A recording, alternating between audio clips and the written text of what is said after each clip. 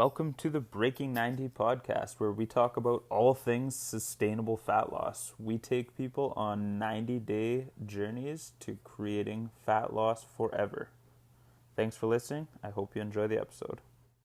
Hello, everybody. Welcome back to the Breaking 90 podcast. I am here today with my co-host, Jerrika and Alex, and we are two of the coaches of Breaking 90 Fitness. Thank you guys for listening. I hope you enjoyed today's topic.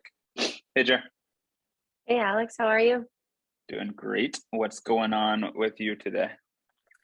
I'm not sure if I told you about this before, but I signed up for an adventure race. Did I tell you this? No.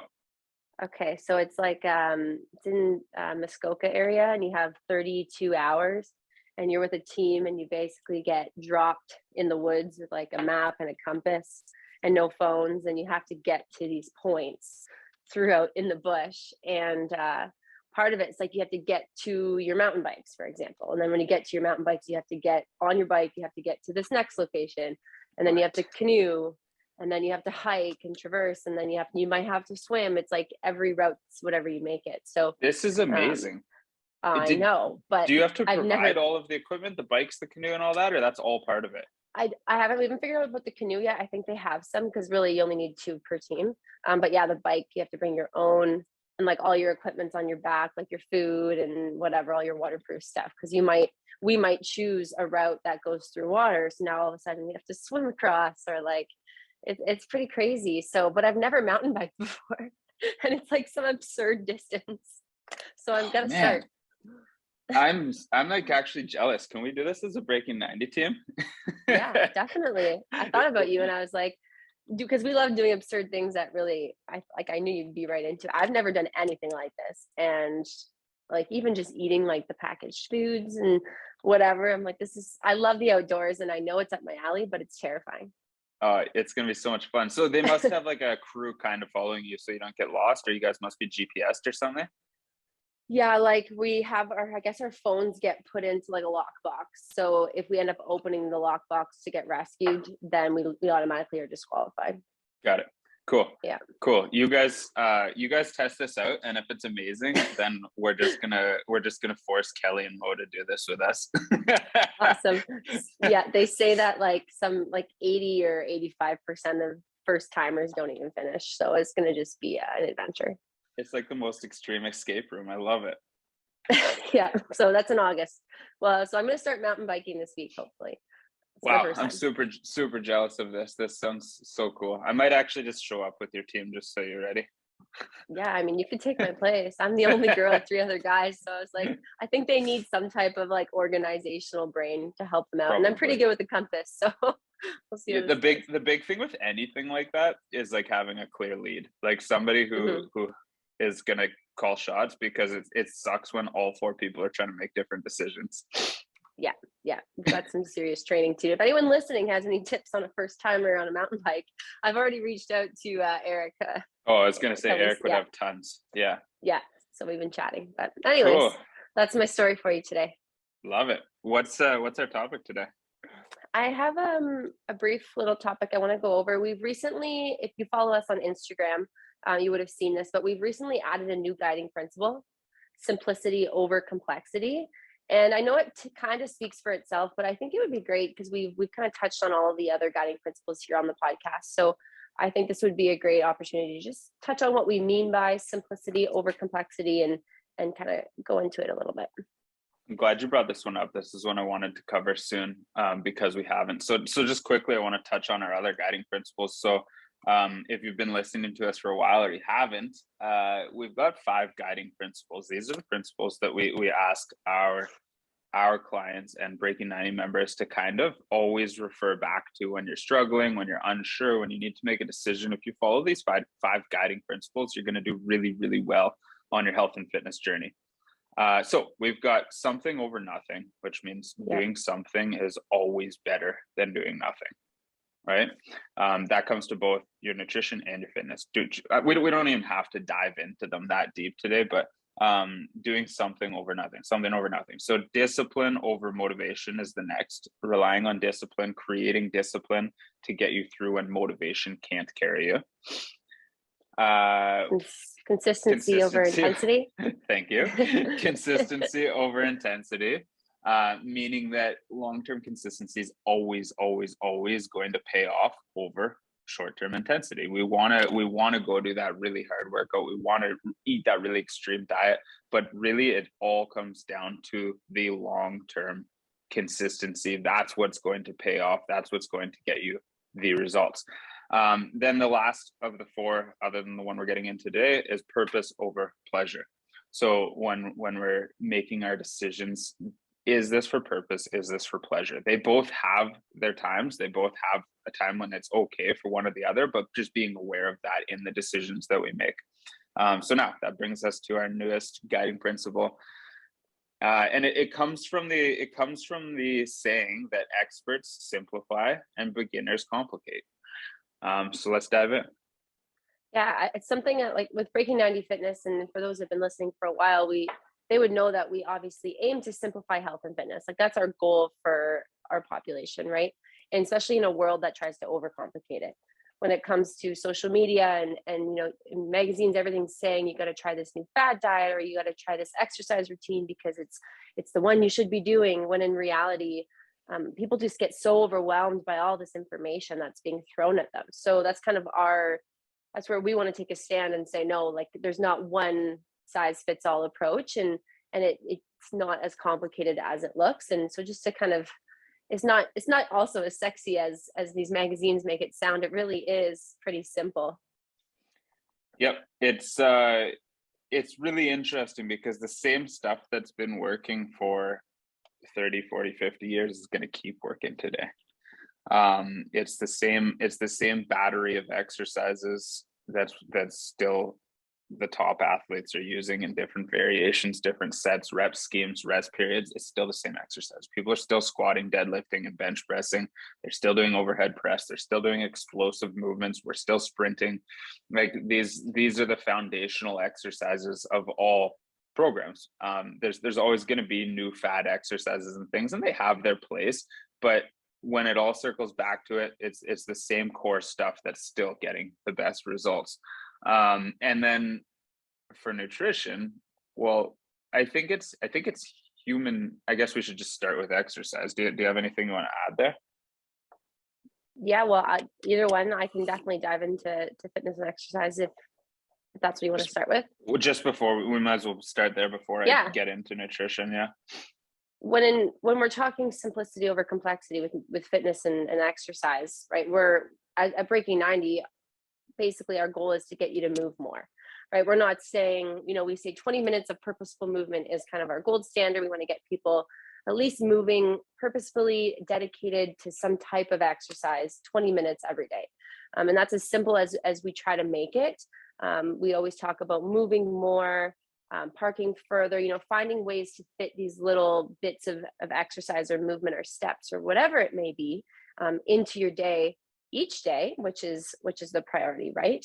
As the exercise kind of coach, I guess, with Breaking 90, I have clients that reach out and they ask for programs, and I'll make this program, and it has progressive overload. But I do try to remind our clients and those that are listening that what I create or what another coach creates really in reality is probably going to yield similar results. And mine's not necessarily better than somebody else's. It's what it comes down to is one of our other guiding principles is consistency, right? So that's just, I love to provide those exercise programs, but I do want to make sure that we know that it's just keep it simple, and it is to move more. And yes, it is to maybe lift a little bit heavier to keep that muscle mass, but I do try to simplify it as much as possible. Yeah, it's so important you find something you enjoy doing so that it's easier to make it consistent. A lot of the times, especially early on in our fitness career, we want the new and exciting workout. We want like, oh, I want to sweat harder, move more. I want to be challenged. I don't want to do this, that, and the other thing that I did last week because I already did that. I want something new. And CrossFit kind of popularized this with a lot of the small box gyms. Is like every time you come in, you've got a new workout, a new challenge, a new WOD. And the truth is, like, if you want to get better, you have to do some repetitive work. You have to do what Jerrika just mentioned, progressive overload, in order to keep getting better at those movements and to keep challenging your body to force it to adapt. There's definitely some room for variation and excitement in a workout, but it's a very, very small portion. It doesn't need to be every single exercise overhauled every time you do a workout, and it shouldn't be, to tell you the truth. Absolutely. That's the only way we'll get stronger or get better is through repetition. Awesome. Okay, so now the same thing comes when we look at nutrition, right? Simplifying is always going to is always going to create easier results than complicating. We as humans, I think, enjoy having a lot of guidelines and restrictions because we find it easier when we say that I can't do that. So when you start an extreme diet or extreme fad diet or crash diet, and it's like, okay, you can't eat this, this, and this, that works really well for people in the short term because they can just say, oh no, I can't. The temptation's gone because I cannot. I'm telling myself I cannot. But is it realistic for you to never eat that food again, to never have whatever that limitation is again? Probably not, depending on what it is. I mean, if it's something you hate, then sure, remove it. But for the most part, we're removing the stuff that is our biggest struggle. If you have a sweet tooth that's saying, okay, I cannot eat any sweets, well, that's not teaching you anything. That is just putting a restriction in place that will work temporarily while you say, no, I can't have it. Sooner or later, you're coming back to that sweet and you need to learn how to navigate it, right? So when I say that beginners simplify and experts simplify and beginners complicate, this is something we run into all the time. Beginners are trying to make things more complicated than they need to be. They're trying to put restrictions in place that we don't need to make progress. When people remove carbohydrates from their diet, they make progress, but it's complicated. It's not something realistic. You're not always going to remove carbohydrates from your diet. Most of the progress you made anyway was water retention loss, but that's another story.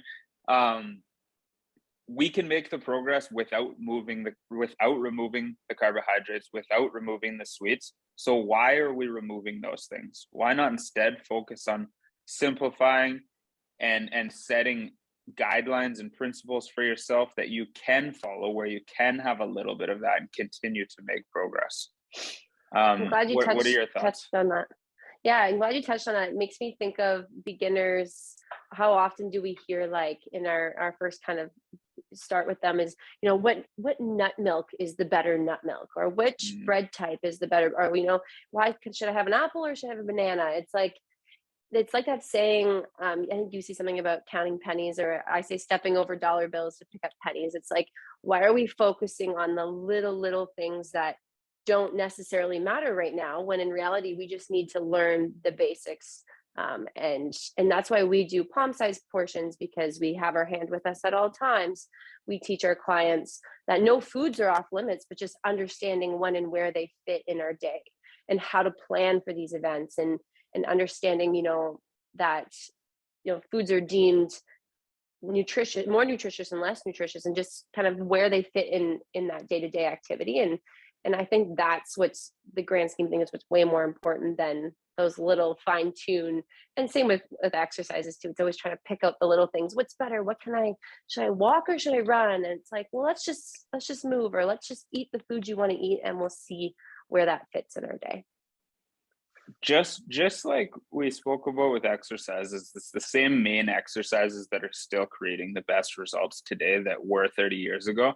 It's the same nutrition principles that are creating the best results today that were 30 years ago. And that's eating more vegetables, eating more fruit, eating more protein, eating more whole foods. Like, it's really, really is simple, guys. If you sit down and you look at what are the big things that I need to change in my diet that are going to have the biggest impact, it's always going to circle back to these things. You probably need to eat more vegetables. You probably need to eat more fruits. You probably need to eat more protein. You probably need to eat more whole foods. So I talked about this briefly on a recent podcast, but for instance, the plant-based diet's been pushed hard. People are getting good results on the plant-based diet. And so people are like, oh, I'm going to do the plant-based diet. I'm going to eat all plant-based now. Well, the truth is you probably don't need to. If you want to, go ahead. That's fine. But you probably don't need to. If you ate more plant-based, you would probably get similar or the same results and still have the freedom to enjoy some of the stuff that you want to eat. And I think we should all eat more plant-based. Of course, we should all eat more fruits and vegetables and whole foods. Like Really. that's a no-brainer, but everybody listening to this already knows that. So instead of complicating this with all these extra sets of rules, like I'm not going to eat carbs, or I'm only going to eat fats, or I'm only going to eat plant-based, or I'm going to never have beef, or I'm only going to have beef. Like there's so many of these little rules. It just circles back to the same foundation, right? And look at what you're doing, and then highlight the low-hanging fruit. What is the thing that if I change today would have the greatest impact? It's probably not going to be avoiding the banana. It's probably not going to be avoiding the potatoes. It's probably not going to be whatever else you want to instantly grasp for. I so many times on an enrollment call with a new client, somebody who's just coming into our program, they're like, how much water do I need to drink? Well, you need to drink probably more water than you are, but that's probably not the biggest issue right now. It's probably not the thing you need to be pouring. We only have so much attention and focus, right? So it's probably not the thing we need to be pouring our attention and focus into right away. Sure, you probably should focus on drinking a bit more water. You should focus on making it your primary beverage of the day, but we don't need to set a hard rule around that yet. Just consume more. Keep it simple. I think, yeah, so many people will come in and be like, I'm such a numbers person, like, give me equations, give me numbers, give me goals, give me this, when we just need to step back first and learn about creating, how to create healthy habits, how to establish a routine to implement these healthy habits before maybe we want to fine tune some numbers, or maybe we want to pick specific goals. But I think before we can get into that, it's learning how to implement and create these small sustainable changes. And this also circles back to, as a whole, our bare ass minimums, because when we're simplifying, right, instead of making things more complicated, we're trying to say, instead of saying I'm going to work out 5 days a week from 6 a.m. to 7 a.m., absolutely, that's set in stone, it's happening. When, if we're going to simplify, we understand that things come up, and let's think about our bare ass minimum. So at minimum, I really want to get in 3 days of movement today. Do I want it to be at 6 a.m.? Yes. But if I only slept 3 hours, are we going to go and crush ourselves in a workout after 3 hours of sleep? Then we're going to have no energy throughout the day. We might even hurt ourselves, right? So maybe that should be a rest day, or maybe we're going to get that in the afternoon or the evening. So circling back to what we talked about in our bare ass minimum podcast, where we just figure out what the minimum is, and if we beat it, great. But if we don't and things come up, we are at least happy and proud of ourselves for achieving that, especially when we're starting out. Again, creating those healthy habits. Yeah. I think my biggest takeaway from this episode is whenever you go to make a decision or put a new rule or restriction in place for yourself, hit that easy button, that Staples easy button, and ask, what would this look like if it was easy, right? What is the easiest version of this? Why do I have to say I will do this, this, and this, if I could just say, you know what, instead of those really complicated rules, I'm just going to focus on getting more sleep. I'm just going to focus on getting more water. I'm just going to focus on getting more protein, rather than saying I must do this, this, and this. It's going to make your life a little bit easier. It's going to be harder to follow in the short term, but as you build out that discipline and structure around it, that will give you freedom in the long run. How often, even as a coach, I've done this many times, and like, we're not these superhumans. We do the same things everybody else is listening to on the podcast, but you realize things have fallen off that are important to you, and then all of a sudden I'm writing everything down, like, take your vitamins, do your mobility, do your exercise, drink your water, this amount, work out this. Like, I write a list of all the things I want to start doing. And I'm like thinking, oh yeah, all these 7 things I'm for sure going to do Monday to Sunday. And it's like, no, even as a coach, you have to be reminded that, okay, to me right now, getting my water in makes me feel the best. So that's the one I'm going to start with for this week. And then next week, maybe I'm going to add in another one that makes me feel really good. And then creating that routine and that habit, and even stacking some of those habits we've also talked about, taking my vitamins when I drink my water, then things like that will end up becoming part of your routine. So you're right. It happens to all of us. We get overwhelmed. We want to just do it all at once, but stepping back and kind of taking the simple approach in the long run is so much more beneficial. Yeah, and it will be harder short term. Don't get me wrong; it's going to be harder short term because we don't have those hard restrictions in place. But it will pay off long run because it will become sustainable for you. Yeah, awesome. Great topic. I think people probably got a lot of value there. And if you guys have questions about what we dug into, for sure, reach out. I could talk about this for hours. What do you have for a closing tip today? As the summer and nice weather approaches, this is something it's important to me, and I'd love for everyone to go out of their comfort zone a little bit. When the weather gets nice and you're finding maybe your motivation might even be low to stay inside and exercise, I challenge us as adults to join a group or a club. I think so often our kids or family members are part of these clubs and teams, but we forget what we enjoy doing, whether it's a sport or whether it's even a running club or a walking club or just getting out in nature, something that you can find with like-minded people. A, it's going to hold you accountable to get out there and do it, and B, it's going to get you moving outside. So I think that's a good reminder for us as adults to put ourselves first and to find those things that we once loved to do and to do again. Yeah, you're so right. Devin and I were just talking about that the other night. It's a good reminder for everyone. Cool. Awesome. All right, guys. Thanks for listening. I've seen a couple of you sharing these episodes to your Facebook Reels and your Instagram Reels. That means the world to us. So if you're listening to this, take a quick screenshot, share it to your Instagram Reel or your Facebook Reel or your story, and tag us in that post so that others can see it too. Thanks for listening.